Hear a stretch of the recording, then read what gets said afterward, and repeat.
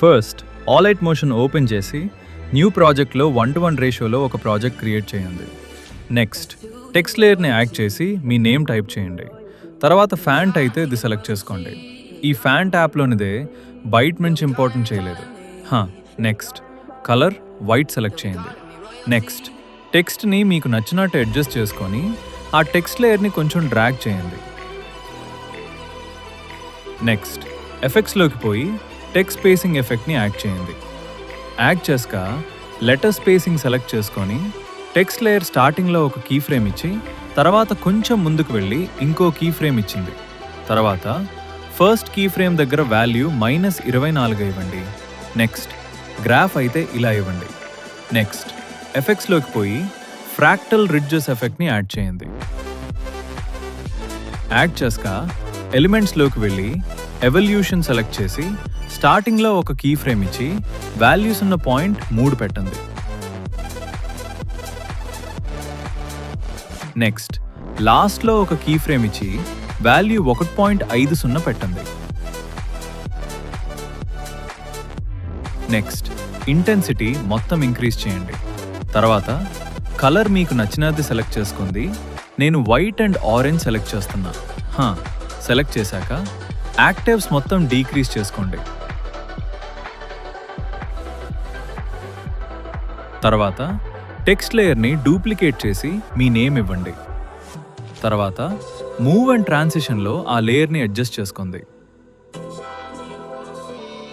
Next screen ఎలిమెంట్స్లోకి వెళ్ళి Zoom చేసుకోండి shape కరెక్ట్గా రావడం కోసం.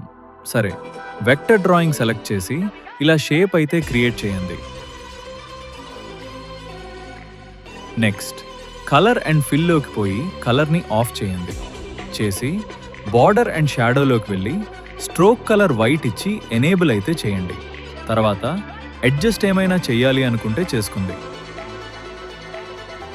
తర్వాత షేప్ లేయర్ని డూప్లికేట్ చేసి ఆ లేయర్ని 180 డిగ్రీస్లో రొటేట్ చేయండి.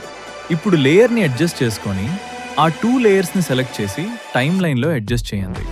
సరే ఇప్పుడు షేప్ లేయర్ని సెలెక్ట్ చేసి ఎఫెక్ట్స్లో డ్రాయింగ్ ప్రోగ్రెస్ ఎఫెక్ట్ని సెలెక్ట్ చేయండి. ఇప్పుడు ఎఫెక్ట్ ఎలిమెంట్స్లోకి పోయి ఎండ్ని సెలెక్ట్ చేసి 2 సెకండ్స్ దగ్గర ఒక కీ ఫ్రేమ్ ఇచ్చి నెక్స్ట్ లేయర్ స్టార్టింగ్లో ఇంకో కీ ఫ్రేమ్ ఇచ్చి వాల్యూస్ ఉన్న చేయండి. తర్వాత గ్రాఫ్ అయితే ఇలా ఇచ్చుకుంది. తర్వాత ఈ ఎఫెక్ట్ని కాపీ చేసి సెకండ్ షేప్ లేయర్ ఎఫెక్ట్స్లోకి పోయి పేస్ట్ చేయండి.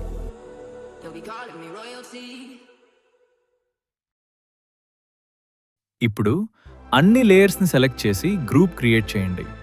నెక్స్ట్ గ్రూప్ లేయర్ ఎఫెక్ట్స్లోకి వెళ్ళి సర్క్యులర్ రిపుల్ ఎఫెక్ట్ని యాడ్ చేయండి.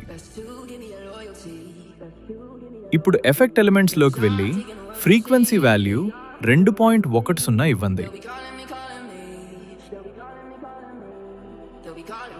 తర్వాత గ్లో ఎఫెక్ట్ని యాడ్ చేయండి.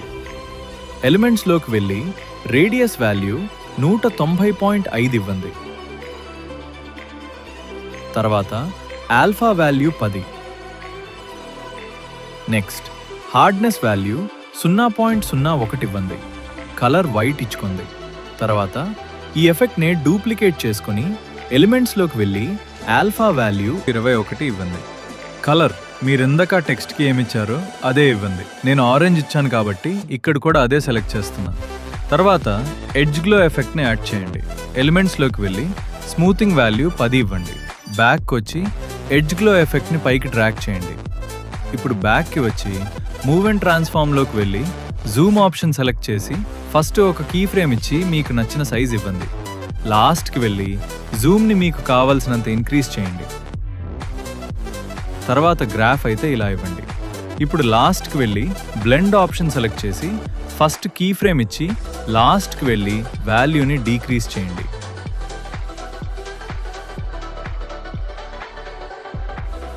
తర్వాత సింపుల్గా ఎక్స్పోర్ట్ చేసుకోండి.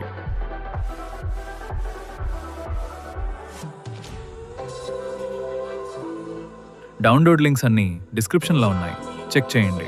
వీడియో హెల్ప్ఫుల్ అయితే లైక్ చేయండి, కమెంట్లో మీ ఒపీనియన్ చెప్పండి అండ్ ఇంకా ఇలాంటి ట్యూటోరియల్స్ కోసం ఛానల్ని సబ్స్క్రైబ్ చేయండి.